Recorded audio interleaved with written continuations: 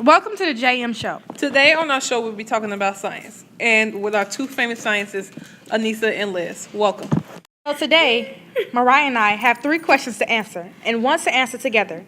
And Anissa and Liz will tell us if the questions we answer are correct. And yes, we did our research. Ooh, stop right on time. Hello. Hi. Today we'll be talking about science with our two famous scientists, Liz and Anissa. Today they gave us 3 questions to answer, and we gave them 2 also to answer separately. Stop. So if Mariah answers the question I gave her right and the question they're supposed to answer together, then I'll officially pronounce Mariah a scientist. The question I gave Mariah was, what comets and asteroids are, how they behave, how likely it is that one will collide with Earth, and what will happen if a collision occurs. Now, you may answer.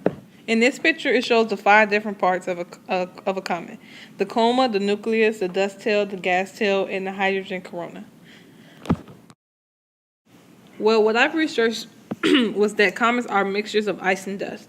And comets are basically a ball of ice. It has 5 different parts to it. It has a coma, a nucleus, a dust tail, a gas tail, and a hydrogen corona. The way comets behave is they travel in long oval paths called ellipses, which bring them close to the sun and eventually back out deep into space. It isn't likely for a comet to hit Earth. And now for asteroids. Asteroids are large rocks in space. They were left over from the formation of our solar system. An asteroid traveling method is still unknown. It is said that they just move along with gravity. It is said that the asteroid can hit Earth in 2040. The UN team is trying to find a way to divert it. So did I answer your question, Liz? Now you and Jasnique have only one question left to answer. The answers were truly correct. I can say you did your research very well. Thank you, Liz. It's your turn now, Jasnique. Let's see if she'll be pronounced a scientist. Well, if Jasnique answers this question correctly, plus the additional question she has partnered with Mariah, you will also be pronounced a scientist as well. Yes. So the question I gave Jasnique was, why is extraversal influences on the community a natural part of Earth system evolution? Without the sun, there's no life, so that's the driving force of nature.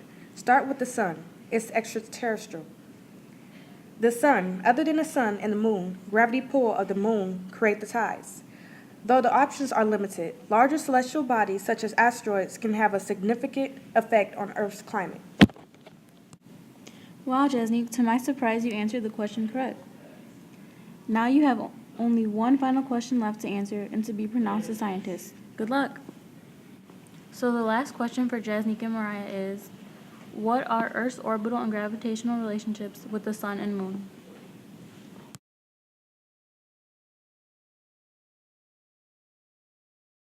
We got this. Well, the Earth's gravitational relationship with the sun is our Earth revolves around the sun in an elliptical orbit, only because the sun pulls our Earth by gravity, and also the Earth travels around the sun counterclockwise for 365 days.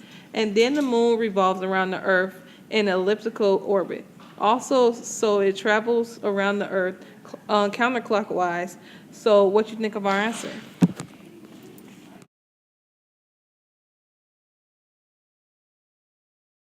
Congratulations. You all did exactly answer the questions correctly. Now we pronounce you all scientists. OMG, thank you. We got it. We did it. Well, now we have to test the true scientists with the question. The question we're giving them is given to them separately. So do you still have your scientist touch? We may begin with Anissa. Let's go. Okay, Anissa, your question was, how solar activity influences Earth? Why do hazardous and beneficial effects solar radiation include? And how the sun and the other radiation include? And how the sun and the other stars are structured. An obvious benefit would be the sun giving us heat, which is also beneficial. A hazardous effect would be solar wind particles damaging our satellites. Also, it's a beneficial because it helps Earth make plants and life grow. But it is also hazardous because the solar wind particles damage satellites. Correct. Now moving on to Liz. Okay, Liz. The question for you is how Earth fits into the universe, including the follow formation and evolution of our solar system, Earth's distance from the orbit of the sun, Earth's place in the galaxy, and the galaxy's place in the universe. Okay, that may be a lot, but you're a scientist, so you should know the answer. Earth fits into the universe like a grain of sand fits on the beach. The Earth is small compared to the whole universe. The best part about Earth being part of the universe is that it's the only planet with actual life living on it. Earth's distance from the sun is 960,000 miles, or 149,600,000 kilometers. Earth's orbit is an elliptical, and it's been shaped by 400 years of telescope observation. Well, we're all scientists. Jasnick and I, not literally. All right, bye. Thanks.